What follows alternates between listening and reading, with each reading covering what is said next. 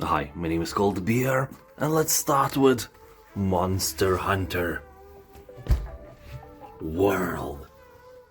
You'll take on the role of a hunter and slay ferocious monsters in a living ecosystem, where you can use the landscape and its diverse inhabitants to get the upper hand. You can hunt alone or in co-op with up to 3 other players, and use materials collected from fallen foes to craft new gear. There are 14 different weapons at your disposal, each with its own unique characteristics and styles of attack. Many hunters acquire proficiency in multiple types, while others prefer to attain mastery of one. Monster Hunter World has 87% of positive reviews on Steam, left by more than 200,000 players. Incredible achievement.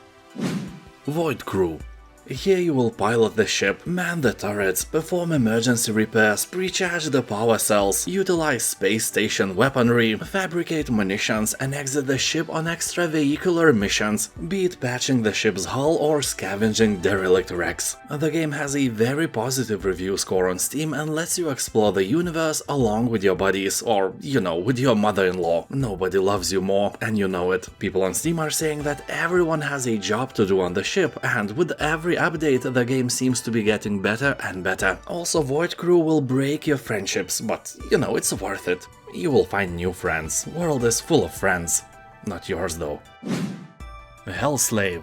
An interesting game for the fans of Darkest Dungeon. Here the world is coming to an end and humanity is on the brink of extinction. A very original and innovative plot never heard before. So you will have to save humanity from a demon invasion by making a pact with the devil and praising one of 6 demons to avoid humanity's demise into darkness. You will have to use your newly acquired demonic power against the invaders, but it may have a bigger impact on you than you thought. You'll customize your character around a passive skill tree, discover and experiment with dozens of traits and demonic powers. Also find great synergies between skills and achieve destructible combos to send your adversaries back to hell, or just to hell if they were never in hell before. You know, just to make things clear. People on Steam are saying that the game has an amazing art style, dark and gritty theme, and amazing first act, but it lacks polish and may become a bit boring over time. Despite that, the price is quite nice, and if you are a fan of these dungeon crawlers, it may be a good game for you to try.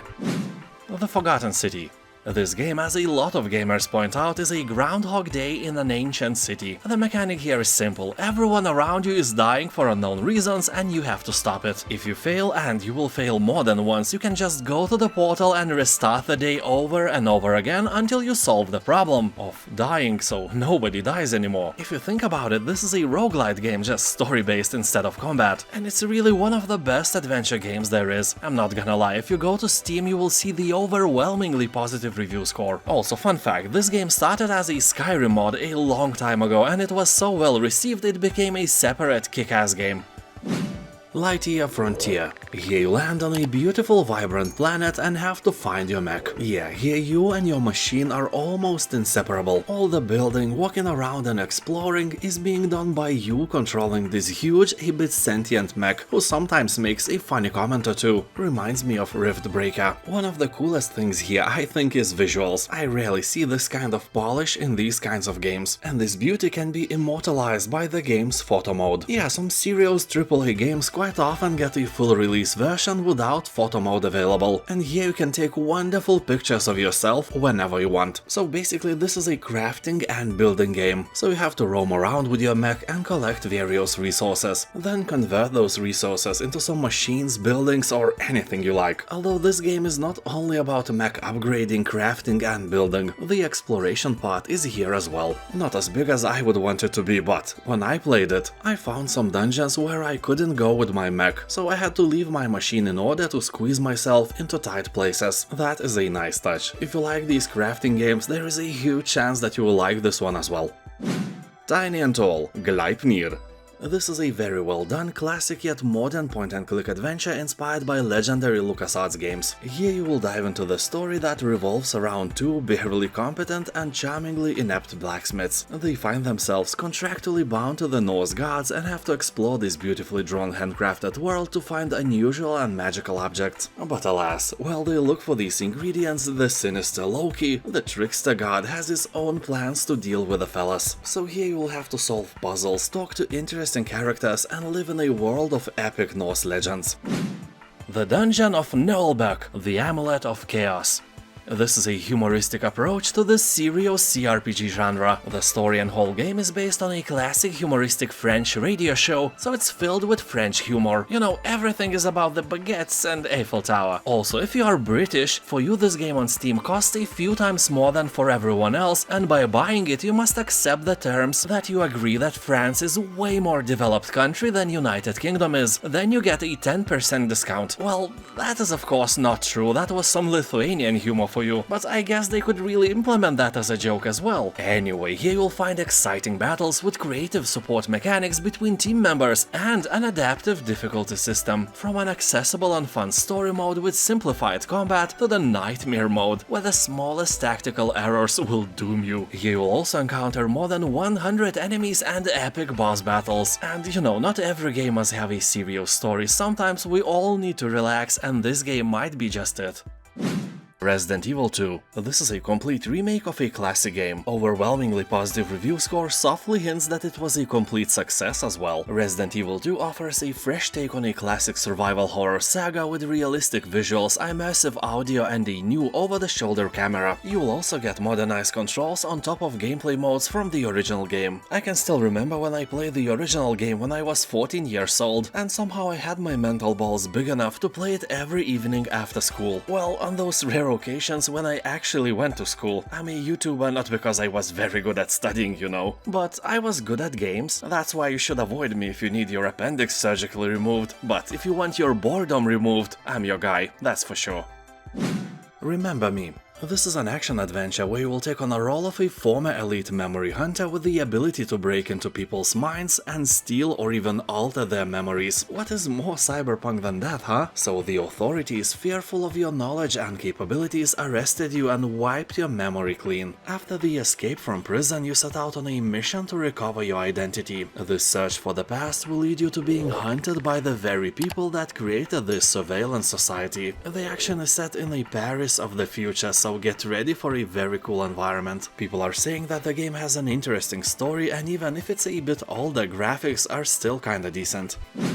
Turnip boy commits tax evasion.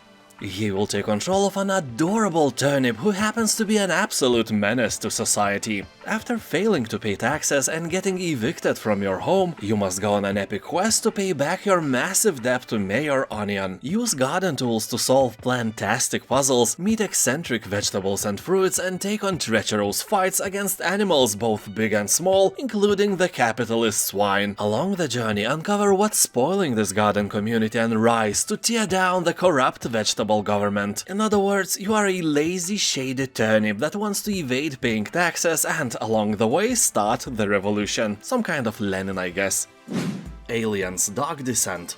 In this tactical real-time strategy, you will command a squad of hardened colonial marines to stop a terrifying xenomorph outbreak on a distant, unwelcoming planet. You will lead your soldiers in real-time combat against iconic xenomorphs, rogue operatives from devious Weyland-Yutani Corporation, and a host of horrifying creatures new to the Alien franchise. So here you are, the commander, and soldiers are your weapon. With their help, you will infiltrate large open levels and annihilate enemies with your squad. Tread carefully, as your foes will adapt their tactics to your actions. Monsters will be hunting you down, and the death here is permanent. You know, like the hunger of your cat, or the noises your neighbors make. So if you have a handsome soldier you don't want to lose, you might want to put it behind the others. Although be warned that the aliens can ambush you from behind as well. Did you say something about behind? Yeah, he definitely said something about it behind.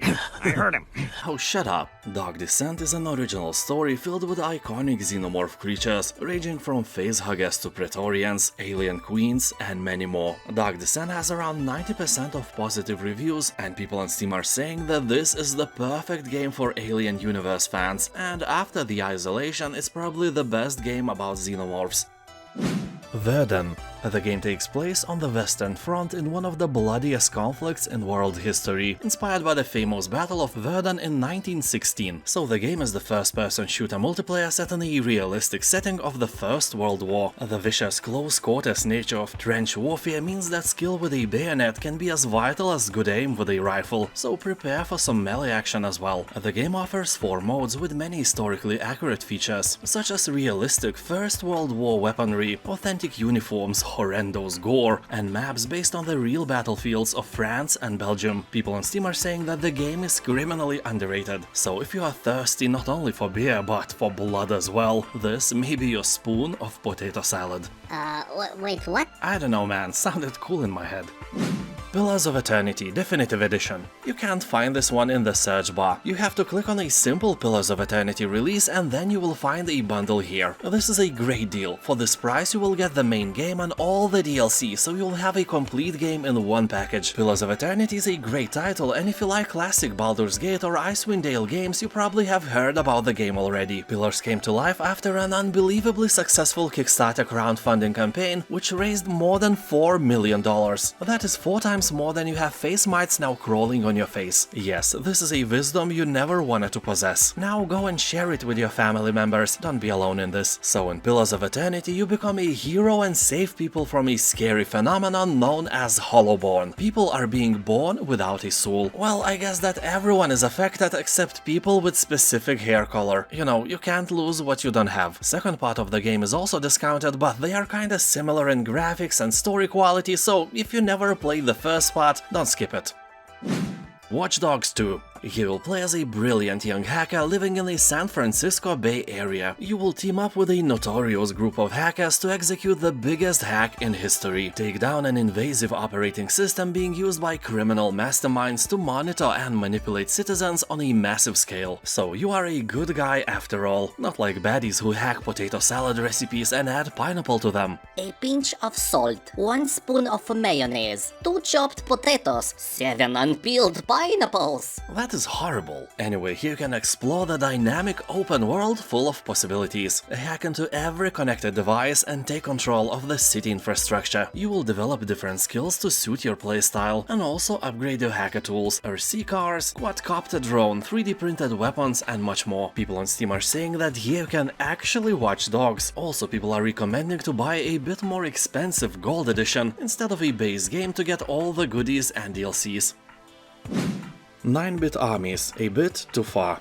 Most of us know the 8-bit RTS series, and this is the latest game in the franchise. It is so fresh that it is still in early access, but the game already has a great review score hovering around 90%. In 9-bit Armies you will rally your military forces across a variety of battlefields and act out your strategy over land, sea and air. Yeah, the holy trinity of every good RTS game. You will deploy your airborne soldiers, destroy bridges and aim your super weapons at your puny enemies. You can also join others online, playing together with your friends in co-op campaigns or against them in a mix of skirmishes supporting up to 8 players. The game is filled with various innovations like swimming infantry or sharks who can eat them, but the UI and whole setting looks and feels very close to Command & Conquer, so you will feel right at home here. 9-bit Armies will provide a bit better and smoother gameplay, better map layouts and medal system kinda similar to StarCraft 2 campaign achievements. You can download new maps and mods with full Steam Workshop integration and discover new ways to render all to burning bits and bytes. You can also upload your own mods and maps to share with friends and foes alike. Game also supports LAN PvP, so you can organize wild parties with your friends and keep your virginity safe like never before. Hitman World of Assassination. This is probably the best Hitman experience possible nowadays. Here you'll visit more than 20 different locations, unlock new gear, travel a living and breathing world filled with intriguing characters and lethal opportunities. With this bundle you will get Hitman 3 game, with 6 DLCs, VR mode and access to all Hitman 1 and Hitman 2 missions. People on Steam are saying that this is an amazing experience, very sandboxish and will provide many hours of fun, although it has one big flaw. You know, every witness asked about Have you seen anything strange? We'll tell you about a tall, bald man with a barcode tattoo. Most of the time the tattoo is visible for everyone. It's really dumb. Honestly, have you seen anything stranger this week? If yes, share in the comments. Spill your tea. Quern, Undying Thoughts. This is a first-person puzzle-adventure game inviting you on a journey to explore the beautiful land and solve many challenges. You'll put your IQ to the test with the increasingly complex puzzles and unravel the mysteries of the island. Remember Myst? So it's quite the same. It is original and solving one or another puzzle is really rewarding, you know, for your ego. People on Steam are saying that Quern is one of the best puzzle games they ever played. It also has more than 90% of positive reviews, and the bad ones are mostly about technical issues. People don't realize that you should check your graphic card drivers all the time. For example, I couldn't even run Elden Ring without updating them. Anyway, this is a great game, really worth your money even when not on a sale. Disco Elysium. This is one of the greatest role-playing experiences you will ever have, but play it only if you like reading a lot and like games without combat. You will not find any here. Well, I mean combat that is not a result of your dialogue choices. Your character will do things automatically based on the decisions you make, and those decisions of yours are not always very smart, and Disco Elysium just lets you do stupid things, which is kinda scary because suddenly you may realize that you just wanted to test the waters, but instead you actually made the decision that will have grim consequences. And by grim, I mean really grim. On some of those occasions, the game just ends. You may see game over screen without even playing an hour. And the game is like, I told you, but you pushed me hard, so the consequences are yours to swallow. yeah, actually Disco Elysium has 3 different endings and 12 unique game overs. Those I talked about before. So always, and I mean always, think twice before doing something stupid. And then think twice while playing Disco Elysium as well. Because no matter how stupid the decision you want to make is, the game may let you do it. Pentiment. This game looks kinda dumb, but it's made by Obsidian Entertainment. Yeah, the same guys behind Pillars of Eternity, Fallout New Vegas, The Outer Worlds, and many others. What are the others? Oh, shut up! This is a narrative-driven historical game focusing on character development, with heavily stylized art and choice-driven storytelling in early 16th century Bavaria. You will play as Andreas Moller, a clever illustrator caught up in a series of murders in a secluded abbey over the course of 25 years. You will be responsible for conducting your own investigation to decide the fate of the community, but each decision will have lasting consequences and draws you closer to the center of underlying conspiracy. People on Steam are saying that the writing is top quality, art style is amazing, and animations are great. And yeah, the game has an overwhelmingly positive review score as well. The Beast Inside. Here you'll play as a CIA employee, Adam, who leaves a huge city and moves to the countryside with his wife. All you need is to work in peace and silence on some secret military code that could change the outcome of the Cold War. So the countryside looks like a perfect choice. And as it turns out, absolutely unexpectedly, this area is quite opposite of a peaceful place. The game is basically a walking simulator, but in most dangerous situations you will be able to use your gun and shoot your way out. That is the worst part psychologically. You know, when you are in an ominous environment and suddenly the game gives you a gun, you don't feel safer somehow, quite the opposite. The price is great, so if you like spooky walking sims, it's a must get, I think. And now thank you for watching, have a nice day and I'll see you next time. Subscribe.